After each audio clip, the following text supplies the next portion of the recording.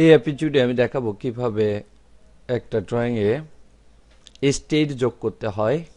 Stage অর্থ হচ্ছে সিঁড়ি, কিভাবে সিঁড়ি যোগ করতে হয় তাই আমি দেখাবো। এখানে একটা ফাইল ওপেন করা দেখতে পাচ্ছি। এই ফাইলটি রয়েছে প্র্যাকটিস ফাইলস ফোল্ডার মধ্যে, লেসন 8 ফোল্ডার মধ্যে স্টেজ নামে। এখানে এই অংশে আমি একটা সিঁড়ি অ্যাড করব। তো স্টেজ অ্যাড করার জন্য প্রথমেই হোম ট্যাবের মধ্যে সার্কুলেশন এই প্যানেলের মধ্যে দেখতে পাচ্ছি স্টেজ নামে একটা পুশ বাটন রয়েছে। এই পুশ বাটনটিতে ক্লিক করতে হবে। আমি এখানে ক্লিক করলাম।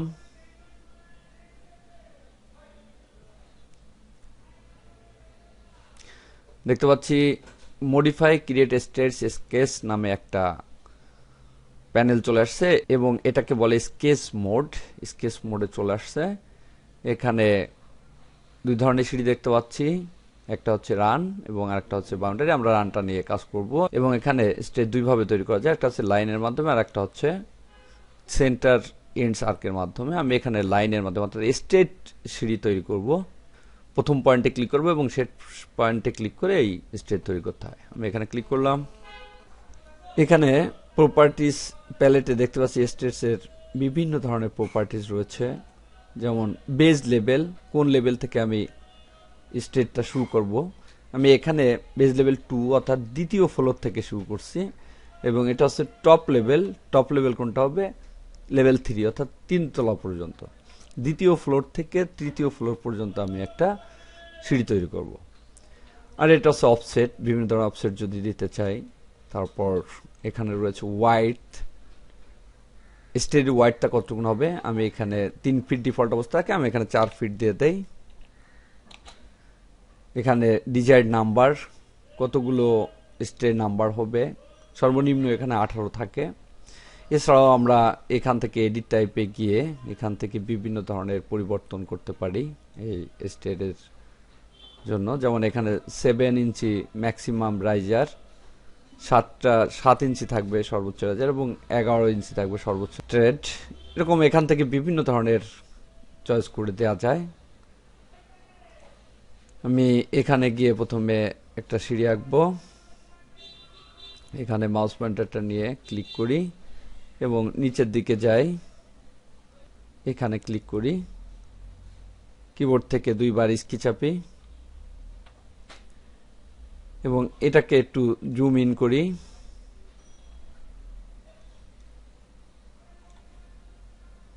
দেখতে পাচ্ছি সিঁড়িটা চলে আসছে। মডিফাইতে ক্লিক করে এটাকে নির্বাচন করি এবং এখানে অ্যাক্টিভেট ডাইমেনশনে এটাকে অ্যাক্টিভ করি। ক্লিক করলাম। এখানে দেখতে পাচ্ছি এর ওয়াল থেকে স্টেজের দূরত্বটা। এখানে ক্লিক করি। আমি দেখতে পাচ্ছি এখানে ওয়াল থেকে স্টেজের দূরত্বটা দেখাচ্ছে। আমি এখানে দিয়ে দেই 6 ইঞ্চি। তাহলে এখান থেকে দূরত্ব হলো 6 ইঞ্চি। আবার আরেকটা স্টেজ আমি এ পাশে আঁকবো। এখানে দেখতে পাচ্ছি লেখা আসছে 7 রাইজার ক্রিয়েটেড, তাই এখানে দেখাচ্ছে যেটা আমরা এডিট টাইপে দেখেছিলাম 7 রাইজার রয়েছে। পাশে আর একটা স্টেজ তৈরি করব। এখানে ক্লিক করি, ড্র লাইনে ক্লিক করি, এখান থেকে এখানে ক্লিক করি এবং এখানে ক্লিক করি।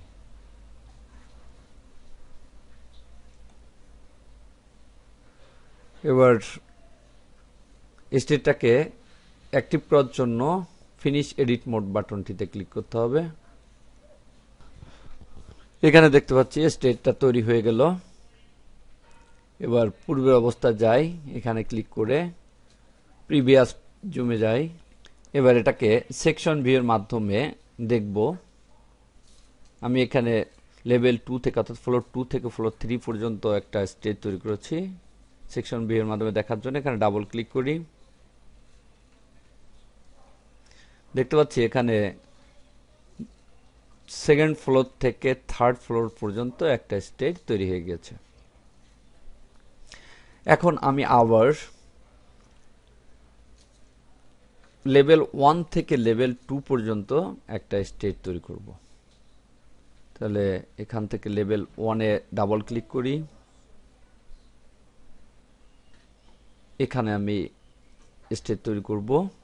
এখানে সিঁড়ি তৈরি করার জন্য আবার হোম ট্যাবে যাই, এখানে সার্কুলেশন প্যানেল থেকে স্টেয়ারসে ক্লিক করি।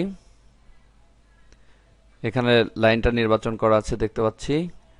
এখানে লেভেল 1 থেকে লেভেল 2 পর্যন্ত, এবং এর ওয়াইড আমি পূর্বেটা দিয়েছি 4 ফিট, এখানে দিয়ে দিলাম 4 ফিট। এন্টার। এখানে ডিজায়ার্ড নাম্বার, স্টেয়ার নাম্বার হবে সর্বনিম্ন 18টি, দেখতে পাচ্ছি সব সেট করা রয়েছে। এখন আমি এখান থেকে ক্লিক করে এদিকে ড্র করি। এখানে ক্লিক করলাম, কিবোর্ড থেকে দুইবার স্কি চাপি, এটাকে জুম ইন করি এবং এটাকে নির্বাচন করি। এখানে অ্যাক্টিভেট ডাইমেনশন, এখানে ক্লিক করি। এখানে পূর্বেটা দিয়েছিলাম 6 ইঞ্চি, এখানেও 6 ইঞ্চি দিয়ে দেই। এন্টার। জুমটাকে পূর্বের অবস্থায় নেই। এবার এখানে ক্লিক করে এখান থেকে অ্যাক্টিভ করি। এবার এটাকে সেকশন ভিউর মাধ্যমে দেখি।